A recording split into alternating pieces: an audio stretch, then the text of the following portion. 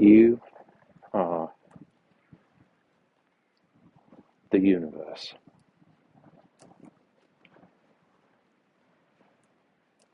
I like taking these walks in nature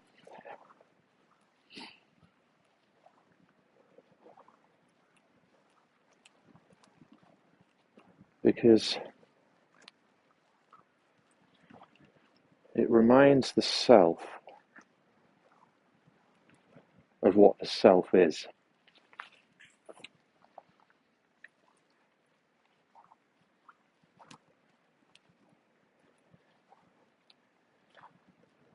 It shows the light itself. The light illuminates itself.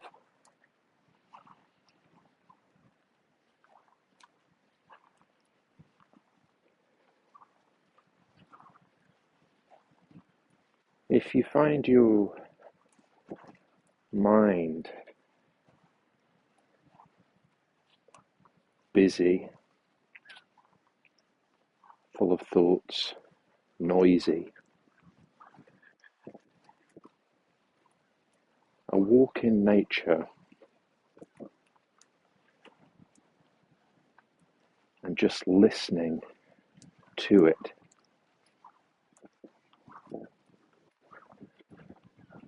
can help you realize the truth.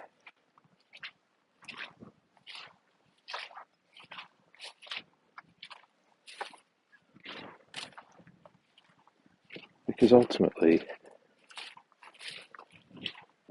as you walk and you listen, there is no separation. You are quite literally walking through yourself. And what you observe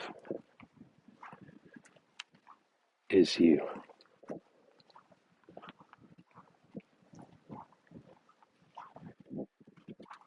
It becomes apparent that the observer and the observed are the same.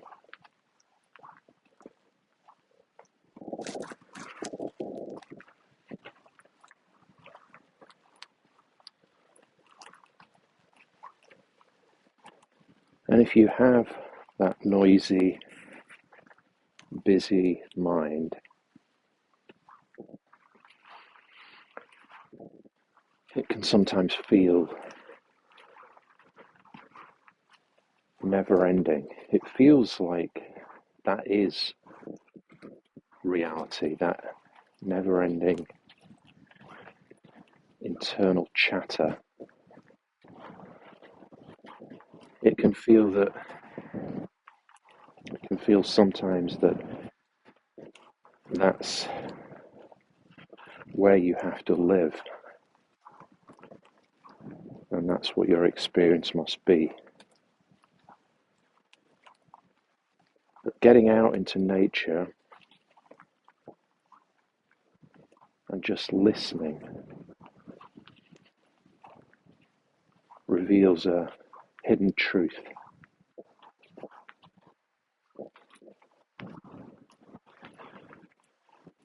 And as you walk in nature and listen,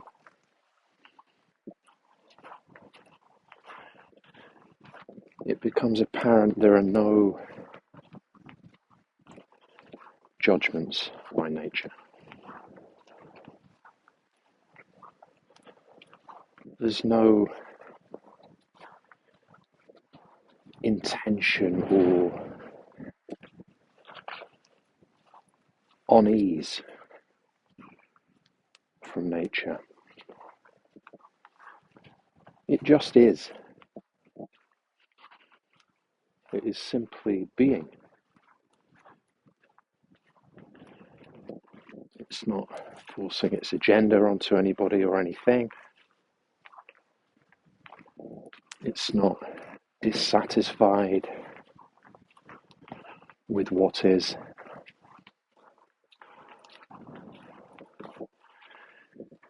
It's perfect exactly as it is.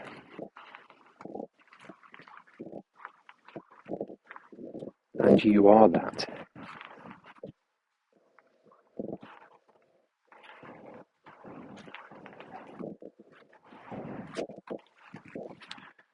And this is why,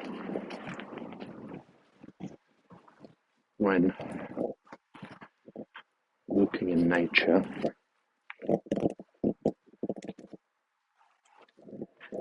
you feel a sense of connection, a sense of awe and beauty,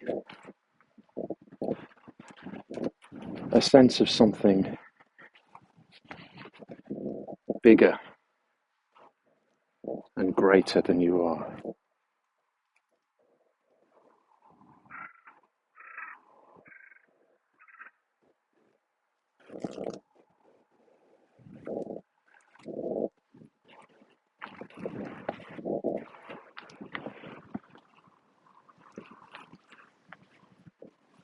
But all of this is you.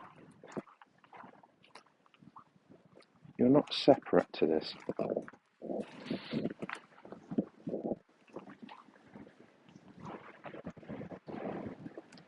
You can't be. You're no less a part of this universe, this all that there is. You're no less a part of it than this rock, or this tree, or that cloud, or that mountain.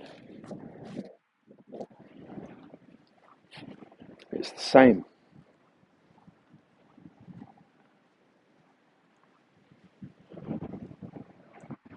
And the only difference between all of this and you is the belief that some may have that they are separate.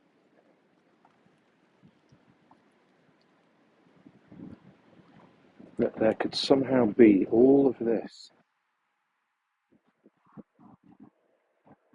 and then you moving in it, trying to control it, separate to it.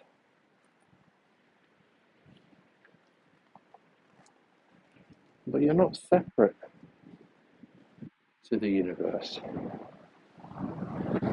You can't exist outside of all that there is, because all that there is encompasses all that there is. So you are that. This entire notion that there is this universe and you are a separate person within it, observing it, trying to affect it, trying to change it, is a man-made construct. It's nothing more than an idea. And even human is a human-made construct, an idea.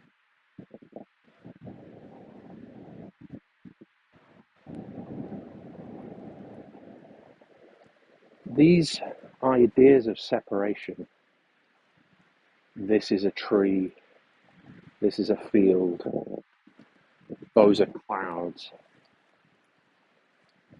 this is a body-mind here.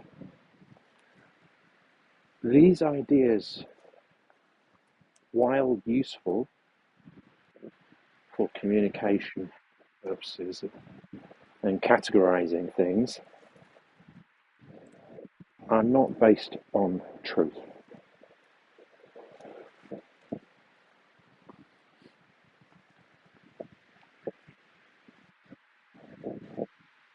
Because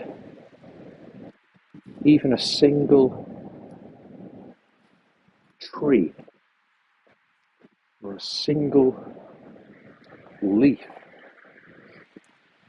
requires the whole universe in order to exist.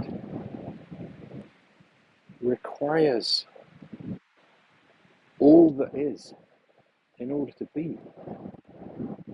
Not separate. Not separate. And you too are the same.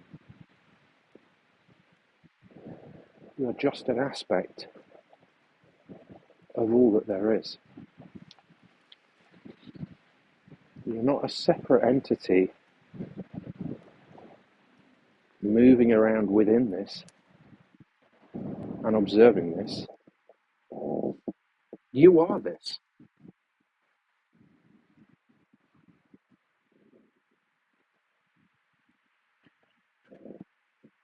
Quite simply, you are this. You are the universe observing itself.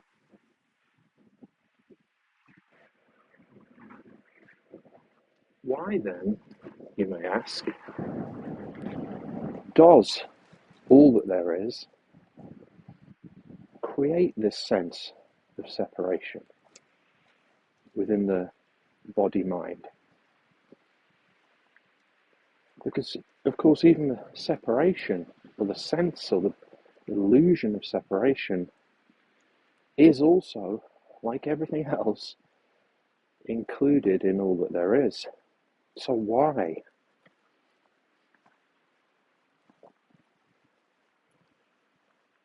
The infinite awareness, or consciousness, or universe, or all that there is, or spirit, or God, or whatever word we try to failingly use to describe the indescribable,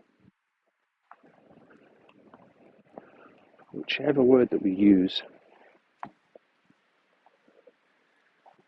that limitless infinite awareness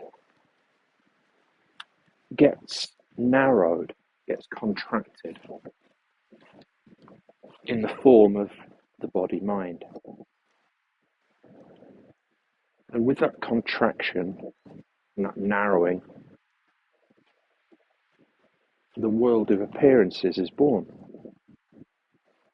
Because the mind is a separation machine. It separates everything it sees, everything it perceives, into good, bad, black, white, tree, ground, and so on. The tree is not a tree. The tree is the universe. It needs the entire universe to exist. Without the soil, the tree no longer is. So the tree is the tree plus soil.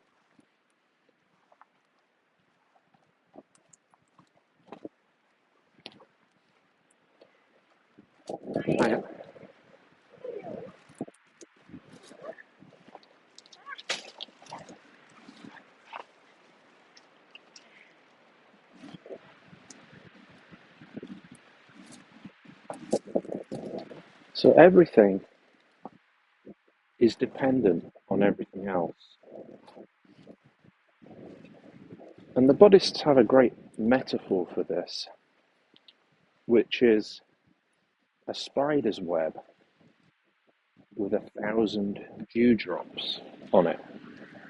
So 1,000 tiny droplets of water on a spider's web, if you can imagine that. And the Buddhists say that's a representation of oneness, because every dewdrop is reflected in every other dewdrop. Everything is interconnected.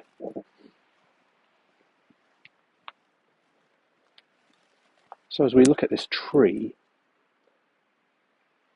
it's not really a tree. That limits what we actually see. If we live through our definitions, we're not seeing from a place of truth. We're seeing from a limited perspective, because tree has a limited meaning. It's a stationary object. It has a specific size, has a specific behavior, and a specific purpose in the so-called world that the mind has separated and defined. But when you see a tree truly as not a tree, but simply the universe, a tree needs soil, needs rain, needs the clouds, needs the rivers, needs the sunshine, needs the solar system, needs the universe. A tree is simply an aspect of infinite intelligence.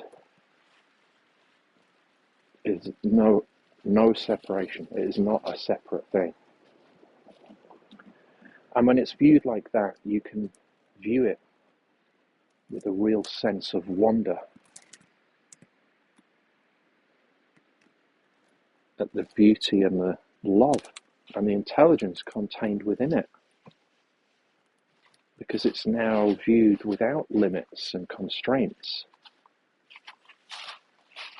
It is a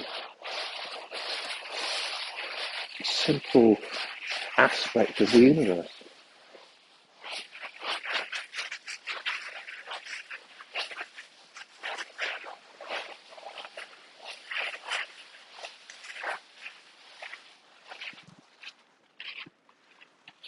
No separation.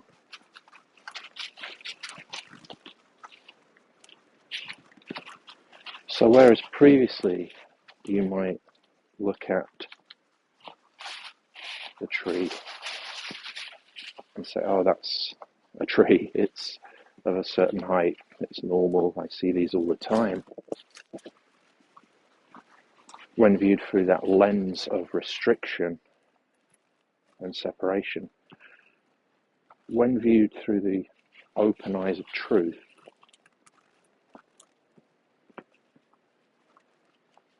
it's a reflection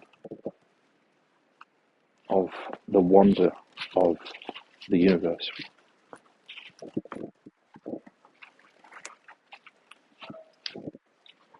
And you can sense this even by just removing the definition altogether. Saying, okay, let's pretend for a moment that the mind had not ever created the separation of a tree. Let's just say there were only plants, and it hadn't further separated beyond just plants. So now when you look out and you see these mighty, mighty, decades-old plants, giants, majestic kings, you get closer to viewing them as what they truly are. And this exercise of observing objects in this lensless fashion can also be repeated on yourself. That just like the tree,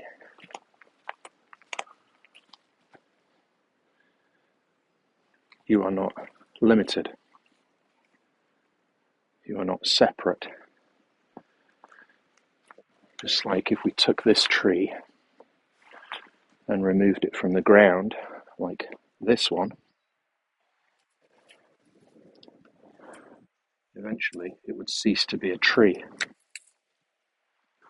as it withers and dies. And yet it still is the universe, regardless of its state of aliveness. So just as this tree requires the soil and the rain and the sun and the solar system and the universe, and therefore is the universe, the same applies to you.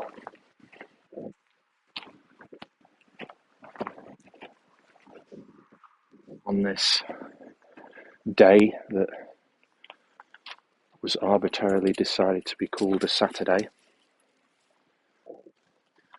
I challenge you to spend just part of today outside of the universe.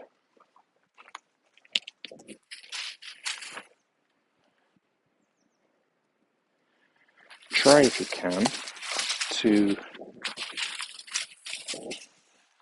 exist without the earth, without oxygen, and in a dimensionless space beyond the universe. And of course you can't.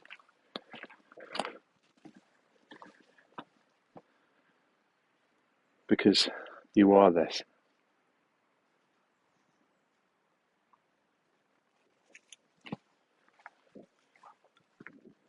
Initially, this realization is resisted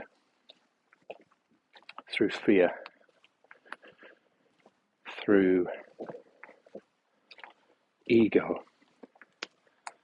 But I must be separate, I must be my own entity, I must be in control. I must be the doer. There must be a way I can shape this world.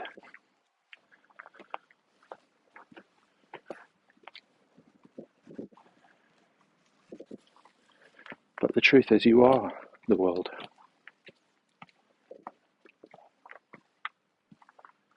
And initially, this is resisted. Eventually, it's accepted on a mental level or an intellectual level. And it can't be disputed that you are the universe. It's undeniable. So eventually it gets accepted by the mind. That's only the beginning. There are many people in spiritual circles who understand the concepts and feel they've grasped the concepts in their mind, but they've not experienced them firsthand. They've not felt the knowing with every fibre of their being. And then there are those who grasp the concepts mentally and have also experienced or felt, yet they aren't living from that place.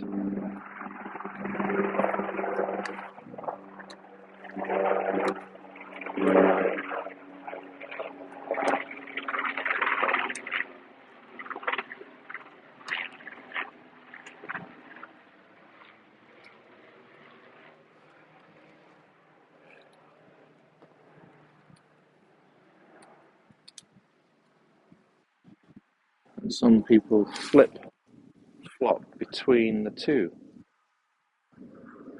from a state of knowing to a state of denial.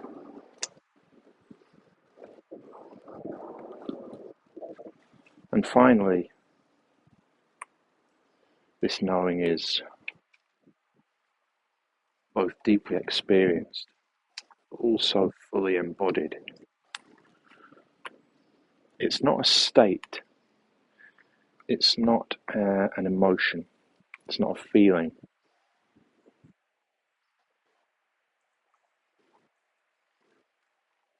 It's literally like having another pair of eyes open for the first time. It can't be reversed.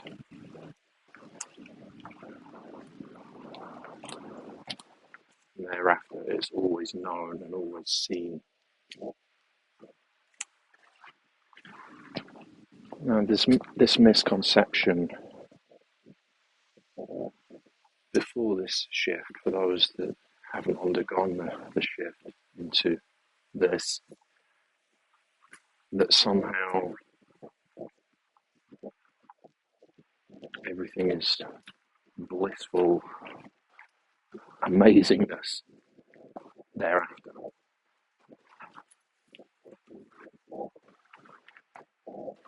But in many aspects, there's actually very little outward difference at all. But the main difference is this underlying peace and unbotheredness.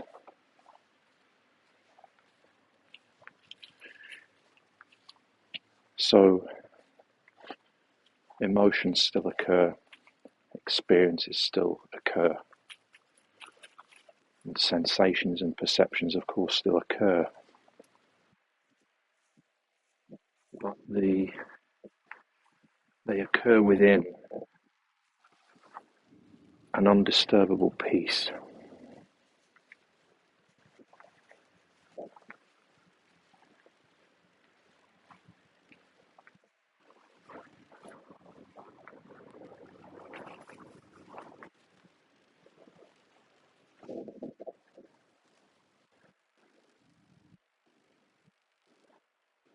Now, the mind naturally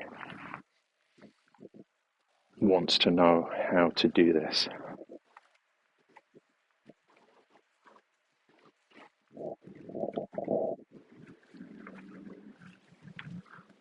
And walking in nature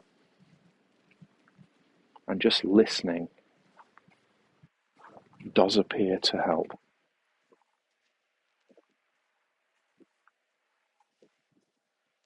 But again, if you're expecting to become an enlightened person and have benefits and powers and amazing permanent experiences of bliss and so on, you're looking in the wrong direction.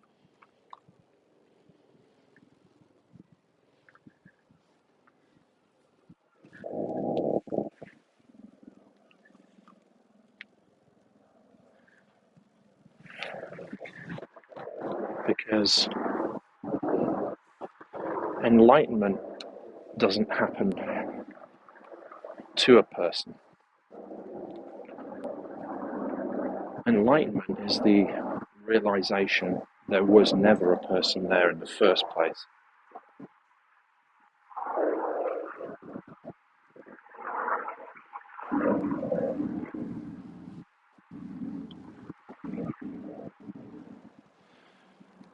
So if you see these clouds, it's like a cloud. Let's say the cloud is the apparent separate person. So the cloud says, I wish I could be the ocean. I look down on the ocean and I wish I could be the ocean. Why do I have to be stuck up here as this cloud? And then there are raindrops falling down from the cloud. And they too feel, I wish I could be the cloud. I'm no longer in the cloud. It's frustrating that I've left the cloud. But the cloud, the raindrops, the ocean, they're all just water and have always been water. And that's how enlightenment is. You feel initially that it's something you do as a person, something you can get.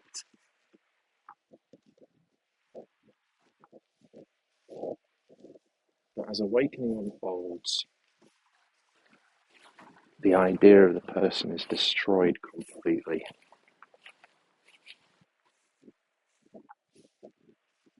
And everything you thought you were, and everything you thought you had, and everything you thought you had to do is simultaneously burned in a fire of truth, which sounds terrifying. And to the separate, so-called separate person, is terrifying because it's the end of that identity, and it's the end of that so-called separate self. So of course the mind fights against this. The ego battles against it with all its might. This can't be true. This feels like I'm dying. This feels like I'm going crazy. I need to strengthen my resolve. I need to chase more objects for fulfillment instead. I need to get more money, take more substances, have more relationships, be more successful, control and shape the world more effectively. But you can't shape or control the world any more than a wave can change the ocean. You are literally a wave asking and seeking to become the ocean. You are already this.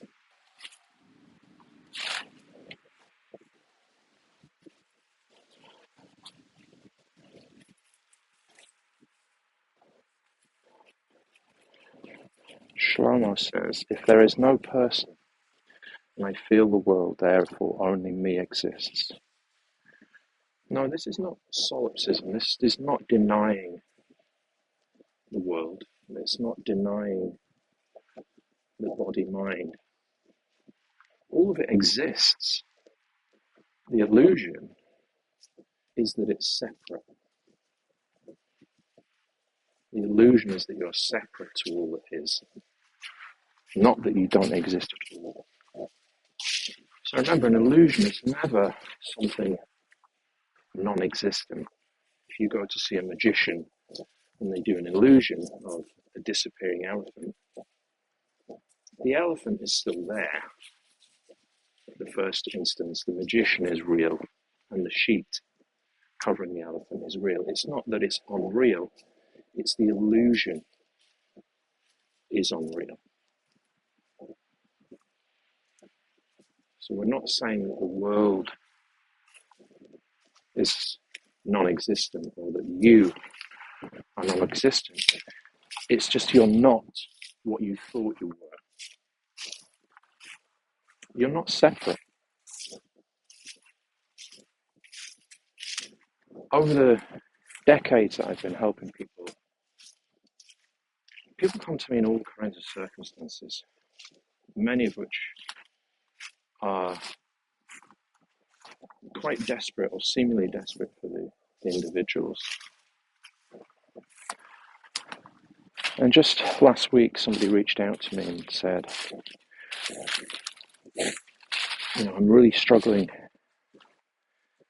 with life. I feel like I'm battling life at the moment. It's knocking me about, and I don't think I can take the punches. Can you help? Well, you are not in life. You are not observing life. You are not a character in life. You are life. You are this. So just like this leaf, let's take this leaf. Okay? One leaf here, which my dog Charlie will now chase. As a separate person, you believe yourself to be a leaf. Okay? You feel you're separate to this entire forest. You say the forest is everything that is. Okay? This forest, there's nothing else. Everything that is in this forest is all that there is for this metaphor. Okay? But you believe you are this one leaf here. You feel as if you've been buffeted by the forest of life, that you may fall from a tree and die, but you're not a leaf. You're the entire forest. You've always been this. And when the body-mind dies, the leaf, you still are. And you know this. You sense this and you feel this at the deepest level.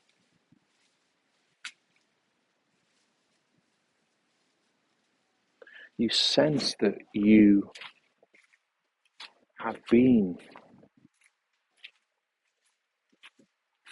for eternity.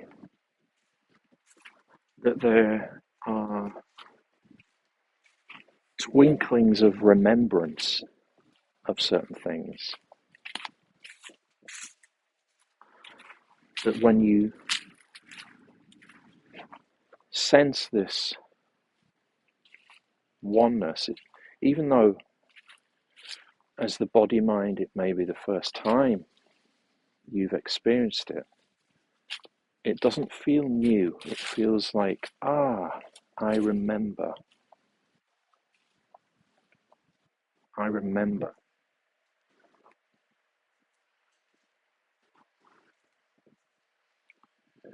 Shlomo says, if I am life, so you are.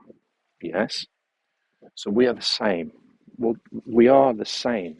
Everything is one. There is no two things to be compared. What you call I, is the same being that I call I. And you say, but I don't feel you, nor your feelings. I don't see the world from your point of view. That's because the body-mind is a contraction of all that is. Okay, just like the leaves. Each of these leaves has a different perspective depending where it is on the tree. Right? This leaf might be exposed and get blown around a lot. This leaf might be steady over here and have a very different life.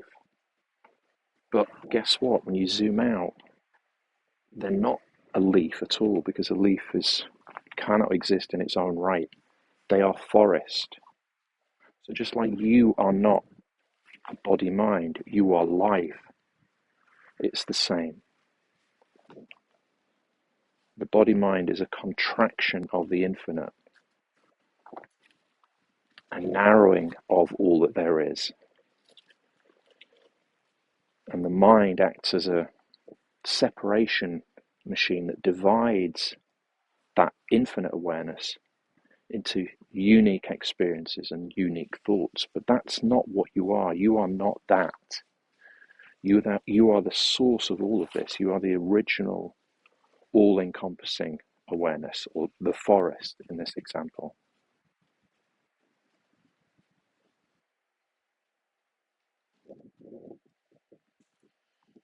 Sapphire says that is very creepy. It's just a woodland walk. It's not creepy unless some monsters jump out, which I don't think will happen unless we count my dog as a monster. Let's see if we can get him.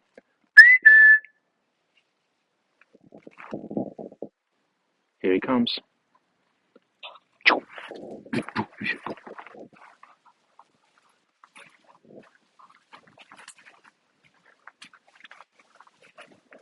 So walking in nature then can seemingly aid these kind of realizations. And at a very basic level, just listening in nature gives you clues about reality. As your mind is whirring and asking questions and firing through doubts and thoughts and future plans and ruminating on the past, when you listen to nature, it's just permanently being. It's just accepting. It's just existing. And you're not separate to it. There's not man and nature, although the ego of humankind wishes to believe they're above nature and above the universe and they're these special intelligent beings operating within it. They are made by it. They are it. You are literally made of stardust. Right? The way the planet originated was from stars exploding. So you cannot be more universe. It's impossible to be any more universe than you are. So who are we to think that we can control it when we are actually it? Again, it's like the wave thinking it can control the tides. I, the individual wave, will push back against this ocean and bend it to my will. Impossible. Because you're not the doer. You're not the doer. You'd like to think that you are the doer, that there is such a thing as free will. But free will for who? That's the question. K-Play, I am not at Area 51 or even Aria 51. I'm somewhere far more interesting in the Scottish Highlands with my diggity doggity.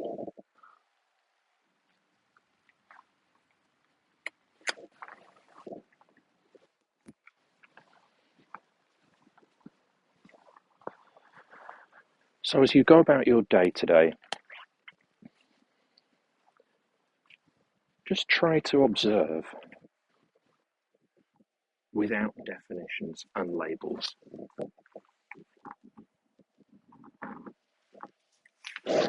When you see things, your mind will initially chirp in, as it does, saying, oh, that's grass, that's a cloud, that's a dog.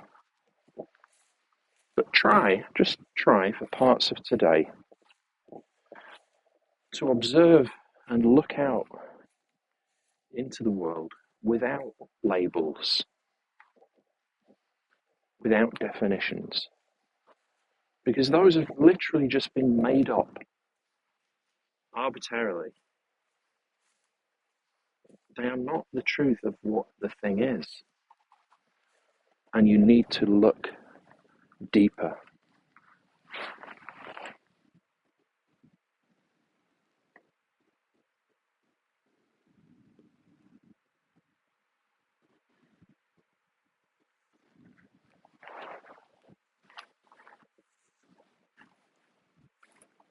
I'll speak to you soon. Take care.